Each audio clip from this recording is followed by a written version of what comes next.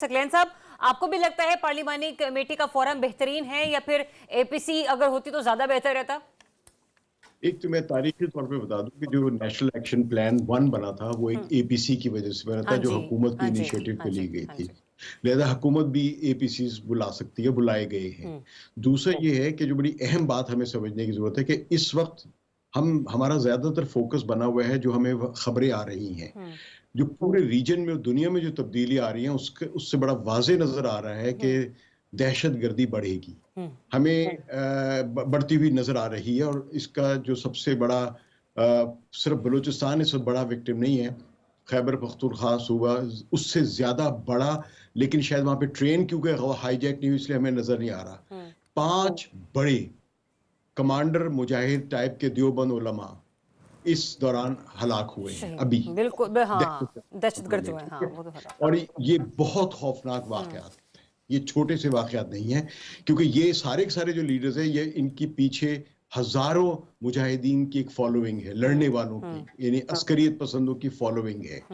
और इनको इत्तेफाक की बात है, जो जितने भी लोग ये जो हलाक हुए अभी हाल ही में, जो एक यस्टरडे हुए हैं, जिनका नाम ये कोयटा में जो हुए अभी हलाक, तो इन लोगों को के पर जो हमले हुए हैं, इस पे बुनियादी चीज समझने की ये है कि ये वो मुजाहिद कमांडर्स हैं देवबंदी स्कूल ऑफ थॉट के, जो हुकूमत और या फौज के करीब रहे हैं।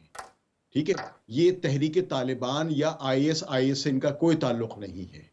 ठीक है, तो इसका मतलब ये है कि वो असासे जो फौज पालती रही है, फौज के साथ अलाइंड रहे हैं, उनको हलाक किया गया है।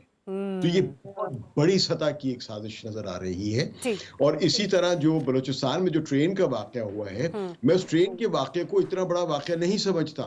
हमें नजर जरूर आ, क्योंकि ट्रेन हाईजैक हुई है, क्योंकि वो एक लिमिटेड लेवल की एक आप कह लें कि सर, अस्करियत लेकिन पसंदी इतनी थी, बड़ी जिसको आज तादाद में पाकिस्तान में दहशतगर्दों दहशतगर्दी का कहा जाता है। क्या कहते लेकिन हैं, ये इतना जो बड़ा ऑपरेशन उलमा, कर लेना दहशतगर्दी का, मतलब डू यू रियली थिंक कि ये हमें इसको उस तरीके से नहीं लेना चाहिए?